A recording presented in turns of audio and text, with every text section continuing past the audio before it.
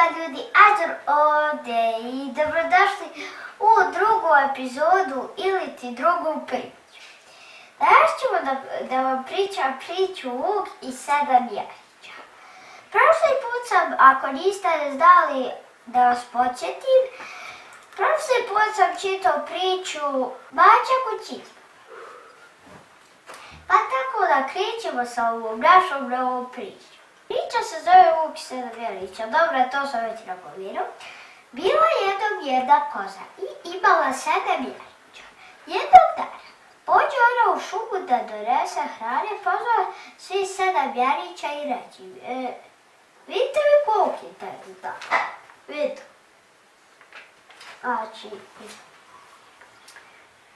I reći: draga dico, ja idem u šumu, vi se pričuvajte Vuka, jer ako dođe poješće vas. Vuka ćete prepoznati po hrapavom glasu i crnim šapama. Jarići rekoše: draga majko, mi ćemo se dobro čuvati, možeš ići bez brige. Koza zaveketa i krenu na put. Ne prođe dugo, a neko zakuca na kućina vrata i viknu: otvorite, draga djeco, evo vaše majke. Jarići po hrapavom glasu prepoznaše Vuka i povikaše: nećemo ti otvoriti. Ti nisi naša majka. Ona ima nježan i bio glas. Tvoj glas je hrapav, ti si Vuk. Tada Vuk ode trgovcu i kupi komad krede. Pojede, a glas mu postane nježan. Onda se vrati, pokuca na vrata i viknu: otvorite, draga djeco, evo vaše majke. Svakom sam nešto donijela, ali Vuk je stavio svoju crnu šapu na prozor. Kada je Jarići vidješe, povikaše: nećemo ti otvoriti. Naša majka nema crne šape, ti si Vuk. Vuk se naljuti pa brzo ode pekar.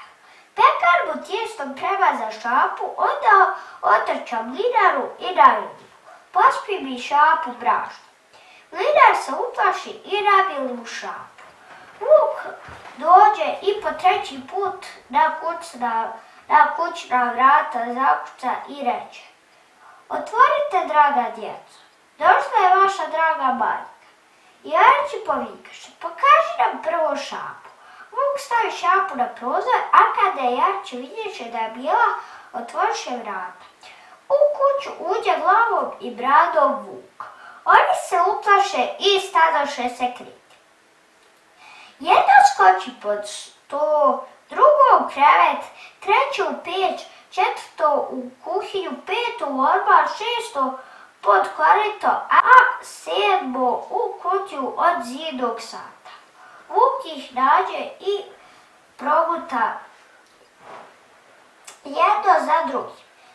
Samo ono najmlađe u kutiji od sata nije našao. Kad se tako najeo, Vuk ode na livadu, laže pod drvo i zaspa. Ubrzo se vrati koza iz šume i vidjela je otvorena kućna vrata. Pođe tražiti svoje Jariće. Dozivala ih je redom po imenu, ali niko se nije odazvao. Najzad joj se javio ono najmlađe Jare: majko, evo ga u kutiji od sata. Ona ga izvadi, a Jara joj ispriča šta se dogodilo. Koza izađe napolje, a Jare za njom. Stigoše do livade, a tamo Vuk pod drvetom leže i zaspa. I spava. Ona primijeti da se u njegovom trbuhu Jarići koprcaju. Koza otvori Vuku trbuh, Jarići jedu po jedno iskoči. Svi 6 su bili živi i zdravi. Kakva je to bila radost! Grali su svoju dragu majku. Koza i breće: trčite i nakupite čega? Šta bi oni najviše koristili da Vuku napunu trbuh? Kamenje. Da. Trčite i nakupite kamenja da Vuku napunimo trbuh. Dok još spava, stavlja Jarića požurše, donesuše kamenjak, onda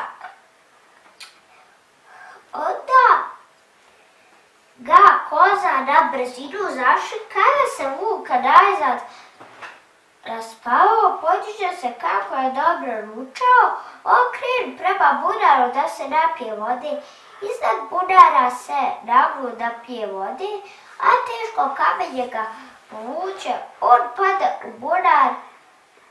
u bunar i utopi se. Jarić videšte šta se dogodilo, pa zaigraše oko bunara zajedno sa svom majkom. Kako se sviđa priča? I naravno ostavite like, share i subscribe, a mi se vidimo u novom klipu ili priči. Ćao!